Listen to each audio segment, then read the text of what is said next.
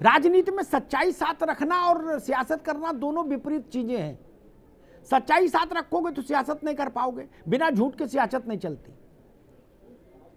लेकिन एक बात मैं याद दिलाऊं, खासतौर पर नौजवान लोग बैठे हैं, फखरुल हसन है और प्रशांत हैं, बाकी लोग हैं। एक हमको मिले रिटायर्ड डीआईजी, तो काफी बुजुर्ग है, 2 साल पहले मिले। वो एक दौर में जब नेताजी मुख्यमंत्री थे, उनके किसी कार्यकाल में इलाहाबाद में एसपी या कोतवाल या सीओ या एसपी कुछ पोस्टेड थे, तो वो अतीक का किस्सा बताने लगे। बोले भाई जब जने कौन से चौराहे पर टकराव हो गया, क्या हो गया, तो हमने उसको पकड़ लिया और रिवॉल्वर लगा दी और गाड़ी में बैठा लिया। तब शायद अतीक उतना बड़ा आदमी ना हो जो भी रहा हो अपराध में। बोले हम उसको लेके चले और थाने आए, तब मोबाइल का मामला नहीं था, तो बोले हमारे पास थाने में फोन पर फोन। बोले भाई तुम पागल हो गई, कैसे कर दिया। बोले अब मेरी स्थिति बड़ी विचित्र, अगर छोड़ दो तो मैं मुंह क्या दिखाऊं।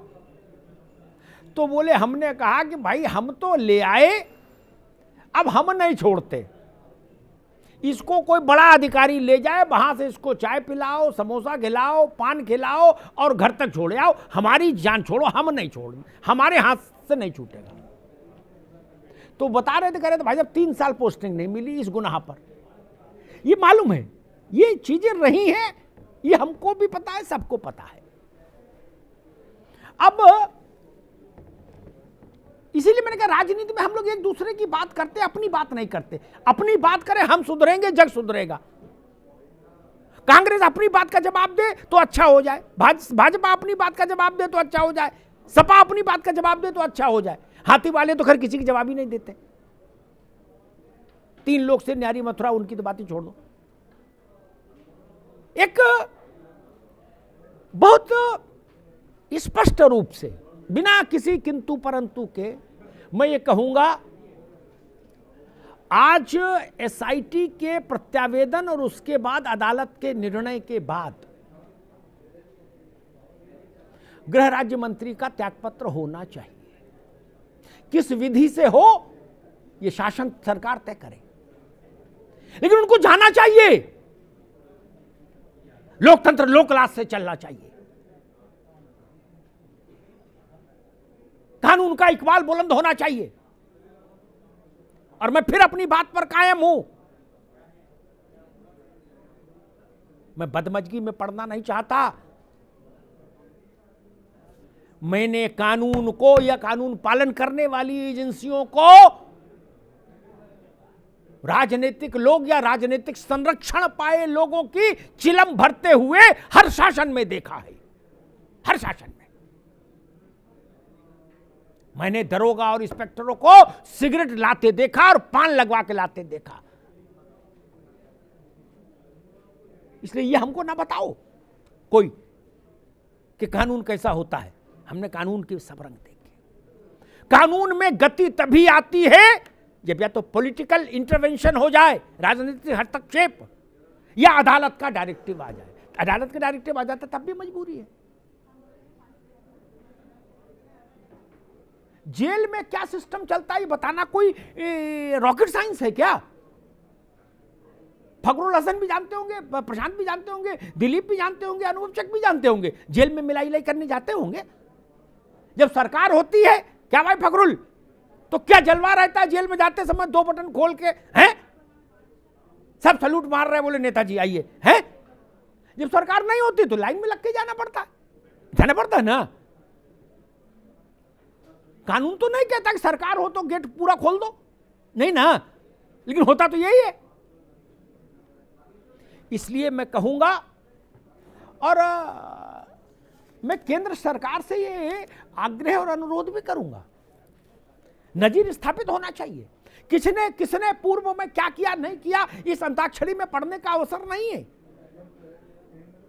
लेकिन गृह राज्य मंत्री को जाना चाहिए, न्याय संदेह से परे होना चाहिए।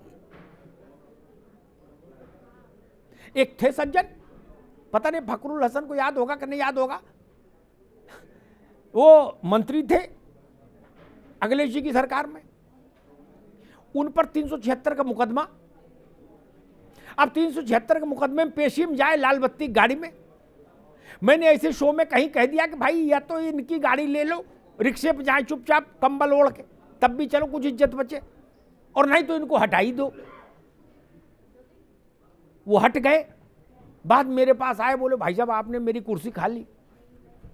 मैंने कहा शोभा नहीं देता कि मंत्री रहे और 376 में पेश हो, अच्छी बात नहीं। मंत्री नहीं रहो यार, फिर आपने जो किया भुगतो जाके, लट खाओ।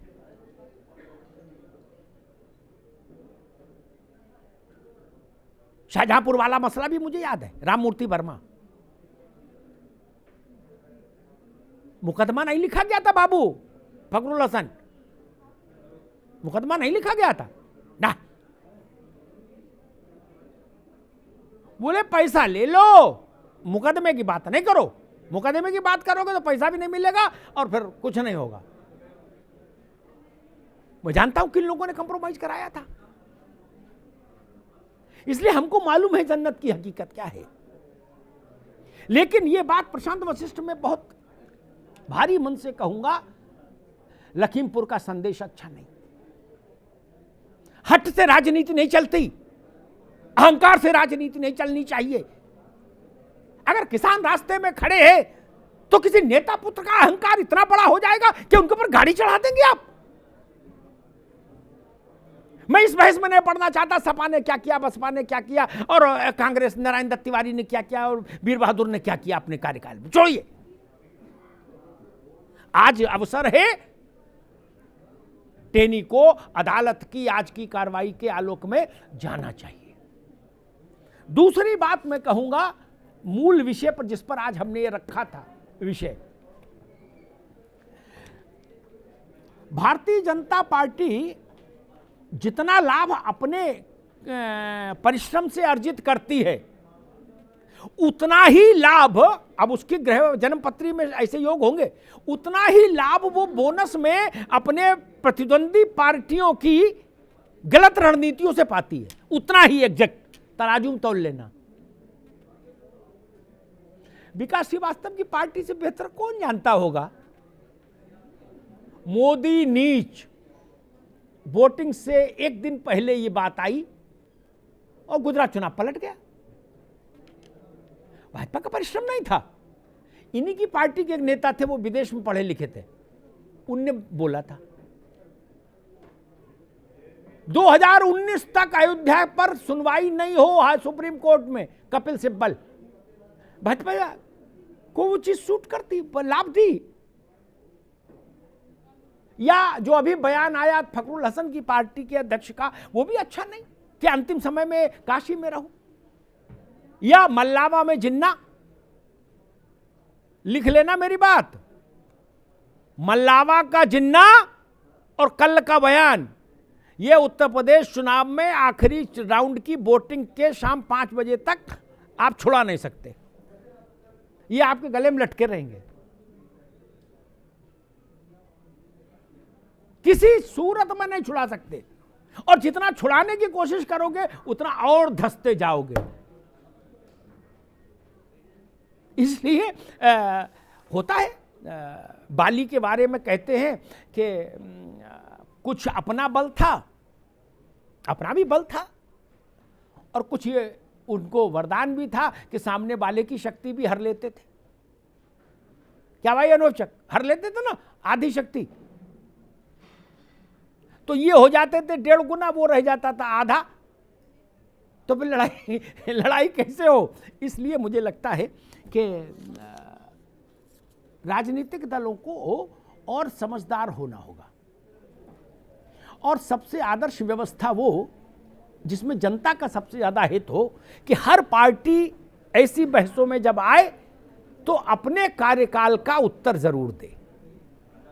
दूसरे पर कीचड़, अगर मान लीजिए आपको 3 मिनट मिलते तो 1.5 मिनट दूसरे के मुंह पे कालिक पोतो, 1.5 मिनट तो अपनी बात की सफाई दो।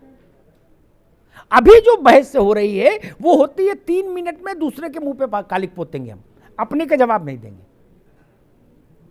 ये भी डिस्कोर्स बदलना चाहिए, ये विमर्श भी बदलना चाहिए।